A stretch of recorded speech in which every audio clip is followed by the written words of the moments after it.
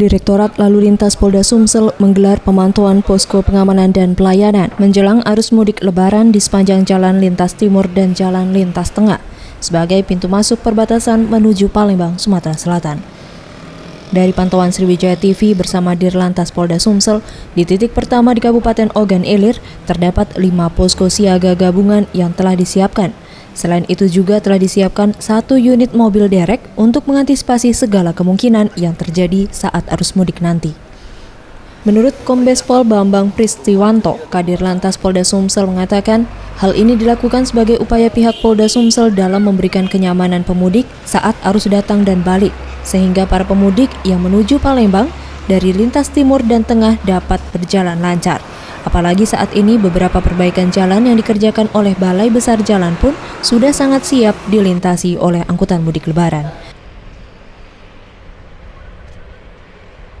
Secara keseluruhan, petugas kita dalam rangka Operasi Ketupat 2015 sudah siap.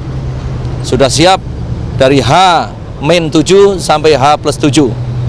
Namun masih ada 1-2 yang masih perlu menjadi atensi bagi kita, yaitu ada beberapa penggal jalan yang radiusnya juga beberapa kilometer, ada yang masih rusak, jalan berlubang, bahkan jembatan ada yang berlubang, artinya renggang antara jembatan dengan jalannya, tanahnya itu ada renggang.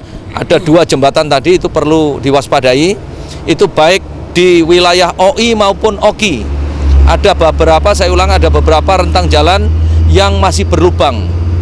Ini kita mencoba mendorong pada Balai Besar, karena ini jalan nasional yang menjadi tanggung jawabnya Balai Besar untuk segera, masih ada waktu, bisa menyelesaikan atau membuat jalan itu menjadi tidak lubang atau halus.